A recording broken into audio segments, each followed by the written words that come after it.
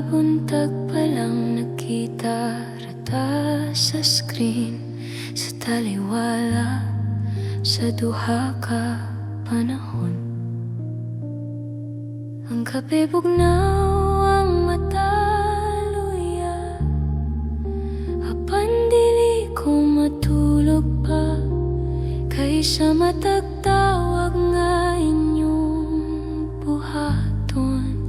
Murag nagtungad ta o ginhawa, Diyos pare, naglibog ang kasing-kasing, asa bagyod ko aniya, kung ang akong lawas na sa layo, apan ang huna-huna na kanunay diha. Orasan sa uban nga nasod, nagingon nga lahi na ang oras, apan kung magdungan ta og istorya, murag pareho ra ang kalag. Orasan sa uban nga nasod, nagpalayo sa adlaw ug gabi, apan dili kini makapugong sa gugma nga nagpadayon.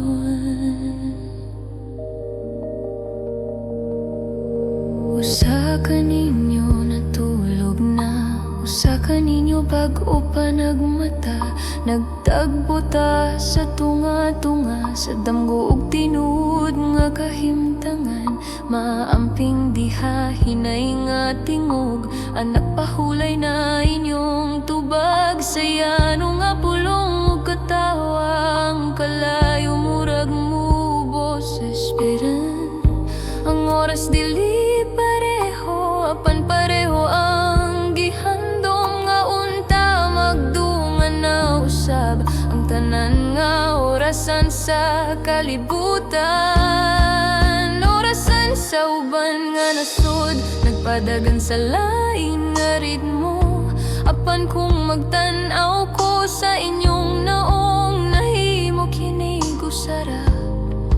Orasan sa uban nga nasod, nagbuta sa distansya, kaysa matagtawag og mensahe, ang gugma pirmi tugma sa oras. Kung ang panahon mahimong tulay, ako mula ka pauli, ug ang tanang orasan mohunong sa higayon abot na ta. Orasan sa uban nga nasod, dili magbuot sa kasing-kasing, bisan magkalahi ang oras, magdungan gihapon ang pagbati. Orasan sa uban nga nasod, usara ka pahinumdom, nga bisan layo ang kalibutan, dulra gihapon ang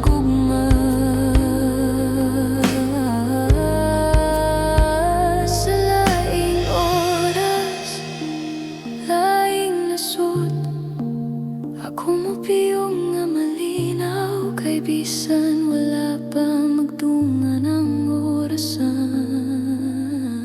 nagkahiyo sa gihapon ang kasing-kasing.